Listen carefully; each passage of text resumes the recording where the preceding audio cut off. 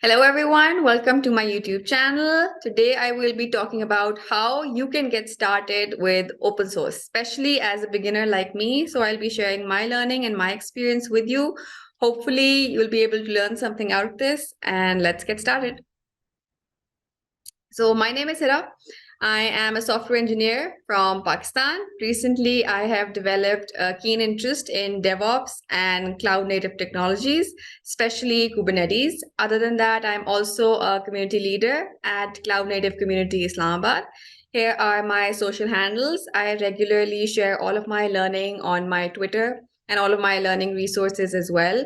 So if you're also someone who's new to DevOps and is learning, I'd love to get in touch with you and get to know how your learning and your journey is going. So do get in touch with me. I have also written my first blog on Kubernetes architecture. It is up on my Medium page. So do check that out as well. The Cloud Native Community Islamabad basically focuses on training individuals in various cloud native technologies like Docker, Kubernetes, GKE, AKS, Service Mesh, GitOps, and many others like it. As you're probably aware of, that these are not very simple technologies. These are pretty complex technologies, and there's not one person who is an expert in all of them. So the cloud native community basically brings together experts of different areas and arranges podcasts and seminars and learning sessions to train resources and address the gaps in the industry related to cloud native technologies. Our different social media handles are shared on your screen. We're active on Twitter, LinkedIn, YouTube, and you can also find us on the official CNCF page. Different resources, webinars, podcasts, videos of all of our events and resources are regularly shared on our social media handles. So do get in touch. And if you would like to be a part of it or you would like to share your learning, we would love to have you on board as well. So moving on, I would also like to share about my KubeCon experience. I have attended my first KubeCon this year virtually. It has been a wonderful experience. It was a great learning for me. There were some really nice talks, and I learned a lot about how you can contribute to open source, especially how you can contribute to Kubernetes. So there was one talk that was really nice by Whitney Lee and Mauricio Salentino about the rush related to production and development. And then there was another great talk by Oeli Vance related to the imposter syndrome, how people in the open source community sometimes feel that they don't deserve all the success they're getting, how you can fight with imposter syndrome. And then one of my favorite talks by Divya Mohan and Bill Mulligan about the top 10 mistakes people make in the open source community. I will be referring to different points related to that video in my current video as well. And after that, another thing that I, as a beginner, found really motivating was that people in the community who have been working really hard and really putting in so much of their effort in the community are given special recognition through awards at KubeCon. So that was another great motivation and great thing to watch.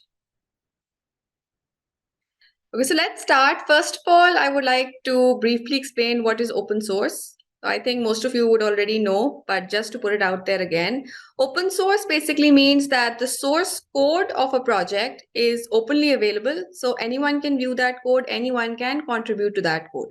Any project that is openly available is basically an open source software project.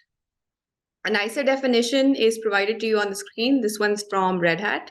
So you can also give that one a read. But now the next question that any beginner has is that why should you care about open source?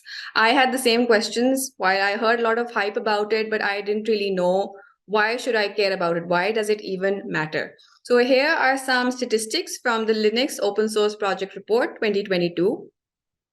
So the number one point is that hiring managers hire open source engineers on priority. So if you are someone who has open source experience, you are more likely, in fact, 86% more likely to get hired at any company. Next, another great point to keep in mind is that hiring managers find it difficult to find open source engineers in the market. So there is demand. People want to hire open source engineers, but there's not enough supply. So this is a great time for anyone to get started and begin your career as an open source engineer. Other than that, I would also like to add another point is that managers and companies, in fact, 46% of them plan to increase the number of open source professionals they're hiring in the next 6 years. And 58% of them report that they will give higher salary increases to those who have open source talent. So you can see that there are a lot of points. In fact, getting higher salaries, getting better job opportunities, getting better salary packages, and higher chances of getting hired are only some of the great benefits of starting off with open source. So moving on, we'll be talking more about Kubernetes, since that is the area I have learned to contribute in. That is also the area I am currently contributing in. But in general, I understand as a beginner that contributing to open source is hard. There are so many projects out there, it can be very overwhelming. And if you're like me, you've probably never contributed to open source before this. You don't know how projects are structured, how the entire ecosystem works, where to get started from. So I'm going to give you some tips that helped me on starting off with contributing to Kubernetes. Hopefully, they will be able to help you too. So first of all, it is important to understand how the Kubernetes community is structured. Basically, the community is divided into different groups. So you have 4 different types of groups. The first one is a special interest group or a SIG. A SIG basically owns a part of the code in the project. So for example, SIG networking handles the networking area of Kubernetes. SIG CLI handles the CLI aspect of Kubernetes. SIG testing handles the testing aspect of Kubernetes. Then you have working groups. Working groups are temporary groups that are created across SIGs if they want to work on something together temporarily. So for example, SIG testing and SIG storage wanted to work together on a certain area. They'll create a new working group temporarily and work on that topic. Then there are user groups. User groups facilitate communication between users. So for example, there is a big data user group that facilitates communication between big data users who are using Kubernetes. So what features they would like, what issues they're facing, all of those are handled by this user group. Finally, you have committees. Committees handle sensitive topics like code of conduct and those kinds of things. Here you can see the community structure as a whole. So you can see something such as labeled as horizontal and vertical. Horizontal SIGs are basically, or horizontal groups are those that address multiple areas of the project. So for example, SIG CLI handles or addresses multiple areas of the Kubernetes project. Whereas vertical groups handle only a single area, but in a lot of detail.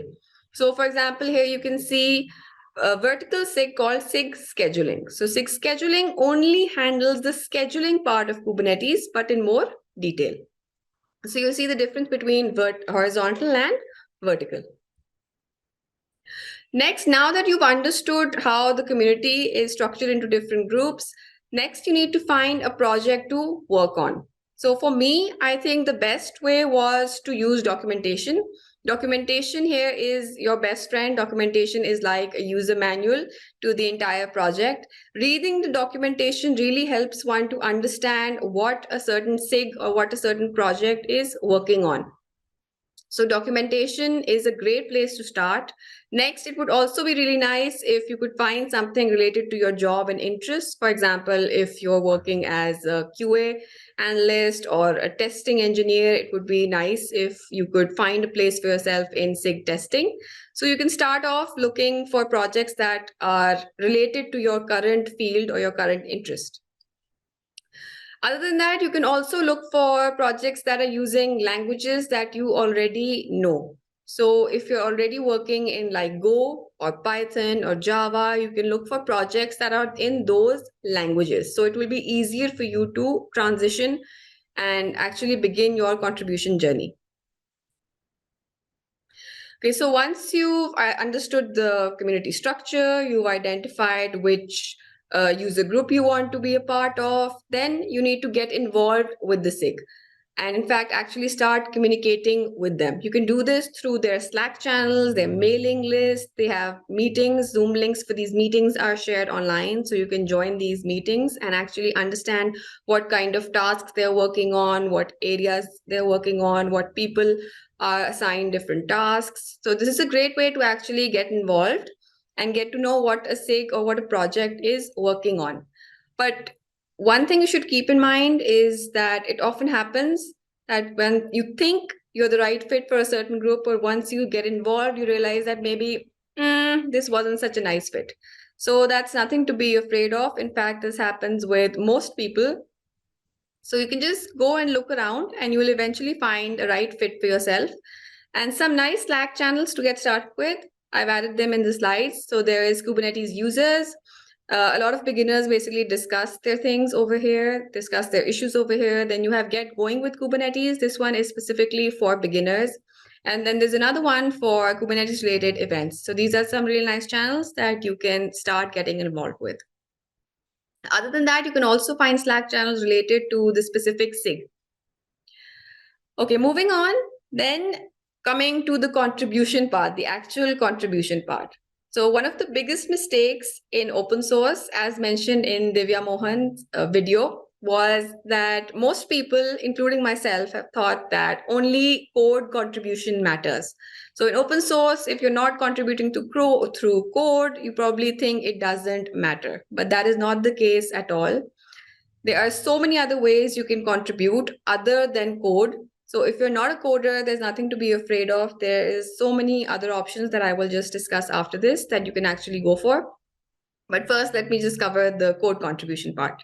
So for code contributions, there are things like you can refactor code, you can add comments to the code, you can implement a new feature, you can fix a bug. So there are a lot of little things that you can do. It doesn't have to be something very big. This is also another big misconception that I have also had, that your first contribution should be code and it should be something really, really big. So that's not the case. You can start with something really small. And you can use GitHub labels such as good first issue and help wanted to identify issues that are beginner friendly. So you can actually shortlist the issues that will be a good fit for you and then get started with that if you actually want to start with code contributions. Otherwise, there are several non-code contributions as well. For example, you can begin by adding documentation. I myself have started from this place. It's a great place to start with. Documentation is a very important part of the project. Most people don't realize that, but documentation is extremely important for anyone who's just starting off with a project, who wants to understand the project. So you can add to the documentation. You can write blog posts. You can manage the community. You can do something called an issue triage, which means you can sort down the different issues based on their priority. You can organize events. You can conduct webinars. You can conduct podcasts, Twitter spaces. You can help others who are facing issues, and you can respond to their queries. And all of these are considered as non-code contributions, but you are still contributing to the project. I've added the link to the top 10 mistakes you shouldn't make in open source. This video is up on the CNCF channel, so you should definitely check it out, and it will help you get started with your open source journey. Okay, moving on, then there is a contribution ladder. Once you start contributing to the Kubernetes project, it's like climbing a ladder. So you start with the first step, at which you are something called a user. A user can open issues for any gaps they find in the project, and they can also answer questions of other users.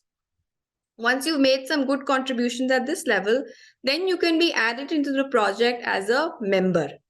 A member can assign issues to themselves, and they can also review a pull request. A pull request is basically when someone's trying to change something in the project or merge a change into the project. Excuse me. And members can also apply the LGTM command, which means it looks good to me. Okay, LGTM basically stands for looks good to me. It means that this particular member finds this change approved or ready to go to the next stage. So once you've made some good contributions as a member, you can move up the ladder to something called a reviewer. Reviewer also have access to the owner's file of the repository. And in addition to that, they can also automatically be assigned an area of code for review. So this is the main difference between member and reviewer. On top of the reviewer, if you move on, then you have something called a maintainer. The maintainer can also review pull requests, and it's the maintainer who gives the final go ahead if this pull request will actually be merged with the entire project or not. And then on top of the maintainer, at the very top of the ladder is the chair. The chair basically manages the entire project or manages the entire SIG. The chair also arranges different meetings. The chair ensures that issues are labeled correctly, basically handles all of the management behind going on in that project. Finally, to end it, I would also like to share some projects other than Kubernetes that are a great place to start for you if you're just joining the community. For example, there is Parallels. At KubeCon, there was a lot of talk about Parallels, how Kubernetes has some RBAC challenges, the Kubernetes infrastructure. So Parallels is a great place to start for if you're looking for another project other than Kubernetes. Then there was a lot of talk about Argo CD. There was a lot of talk about GitOps and continuous delivery at KubeCon. So Argo CD is one other great project that you can look out for. Then for Policy Engine, there's another good one called Kyverno. Then there is Knative. In fact, there was also Knative Con going on in parallel with KubeCon. So you can check this out as well. And then there is finally Flux, also for continuous delivery solution of Kubernetes. So these are some of my top projects that I think are really great areas to begin with if you're just starting with the open source community. You can share with me which projects you find promising, which ones look good to you, and what you feel about these ones. I look forward to hearing back from you. Finally, I would like to mention my learning resources. I would like to thank Aston Fields, first of all, for taking out the time to virtually meet me and guide me and support me and help me understand how the open source community works, how I can transition into it, and just for all of the moral support.